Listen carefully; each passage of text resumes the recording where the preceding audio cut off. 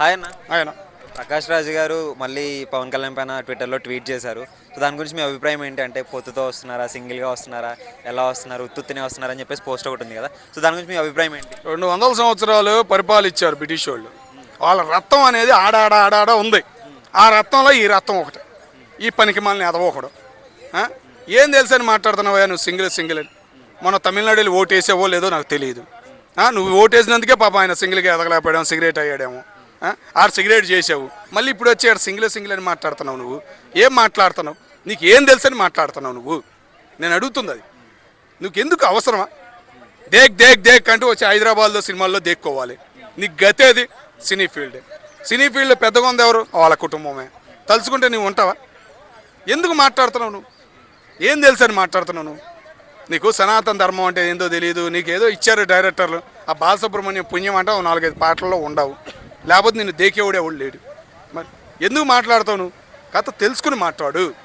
సింగిల్గా ఎందుకు పోటీ చేస్తావా? ఆయన దమ్మం ఏందో తెలుసా, ధైర్యం ఏందో తెలుసా నీకు? మరి మీ తెలంగాణ మీ అయ్యే జాగిరాని నిలదీశాడు తెలంగాణ గడ్డ మీద నుంచి. అప్పటికైనా నీకు తెలియలేదా? మరి హైదరాబాద్ ఎవరిదని నిలదీస్తాడు? మరి హైదరాబాద్ నిజంగా తెలంగాణ అది కాదని అడుగుతాడు. మరి నువ్వు తెలుసుకుని మాట్లాడు. ఏం మాట్లాడుతున్నా కానీ నీకు ఒక అర్థం ఉండాలి. ఇంకోసారి సింగిల్ అని అన్నమాకు. ప్రతిసారి ఇలాగే చాలాసార్లు పవన్ కళ్యాణ్ పైన ఏదో ఒకటి వ్యాఖ్యలు చేస్తూనే ఉంటాడు కదా ప్రకాష్ రాజు. అదే నేను అడుగుతుంది కూడా అదే అన్న. ఏంటంటే మామూలుగా రిపోర్టర్ల గురించి స్పందించిన పవన్ కళ్యాణ్ గారు ఇలాంటి మూర్ఖుల గురించి కూడా స్పందించాలి. వీడు సనాతన ధర్మం గురించి పట్టాడు, రాముల వారి గురించి పట్టాడు, ఇప్పుడు నీ మీద పడ్డాడు. 3 ఉన్నాయి. 3 మీద నువ్వే ఒక కేసు పడేసావు అనుకో, ఇలాంటి ఎదవలు మళ్ళీ బయటకు వచ్చి మాట్లాడరు అని మేము కోరుకుంటున్నాం. కంపల్సరిగా పవన్ కళ్యాణ్ గారు స్పందించాలి ఇలాంటి ఎదవల మీద. సార్ మీ తెలంగాణ రిపోర్టర్ల మీద స్పందించారు, తెలంగాణ మీద స్పందించారు, అలా కాదు సార్, ముందు ఈ ఎదవ మీద స్పందించండి. తిందరక్క ఏంటంటే అది బాధ ఏంటంటే బ్రిటిష్ వాళ్ళు ఇంకా పెరగాలి, ఆంధ్రాలోనే ఎక్కువ పెరుగుతారు అని ఒక అంతే. అందరూ బ్రిటిష్ వాళ్ళు అవ్వాలి అని ఒక ఆలోచనతో ఉండడు ఆ ముండ. అది అడిగి ఇంకా బుద్ధి జ్ఞానం అనేది రావట్లే. రాజకీయ నాయకుడు అడిగి సపోర్ట్ లేడన్నా. ఓకేనా? సోనియా గాంధీ గారే మారిపోయి జై హిందూ అన్న పరిస్థితి తయారవుతుంది భారతదేశంలో. మరి ఆమె మారిపోతుంది. అలాంటప్పుడు ఏదోకి ఎవరు సపోర్ట్ పలుకుతున్నారో అర్థం కావట్లేదు. ఇప్పుడు చూడరాదు, దక్షిణ మన అక్కడ నుంచి మొత్తాన్ని పశ్చిమ బెంగాల్ నుంచి మొత్తాన్ని తరిమి కొడుతున్నారు. మరి అది మన మణిపూర్లో అయింది అల్లర్లు, ఒక్కటి బయటికి రాలా, కోతగా ఇలా. మరి ఇప్పటికైనా బుద్ధి రావట్లా ఇలాంటి ఎదవలకి. ఇలాంటి ఎదవల వల్లే జరుగుతున్నాయి.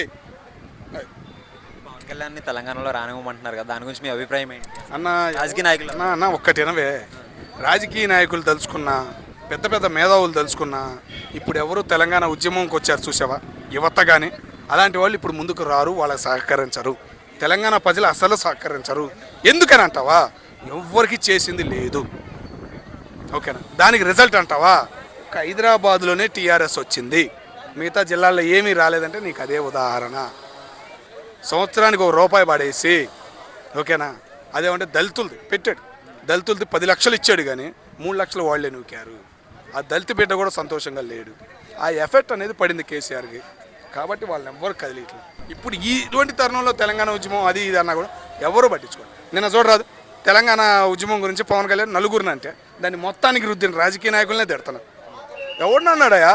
పవన్ కళ్యాణ్ తిరగని అన్న వాళ్ళనే తిట్టాడు. మమ్మల్ని ఎందుకు తిట్టాడు?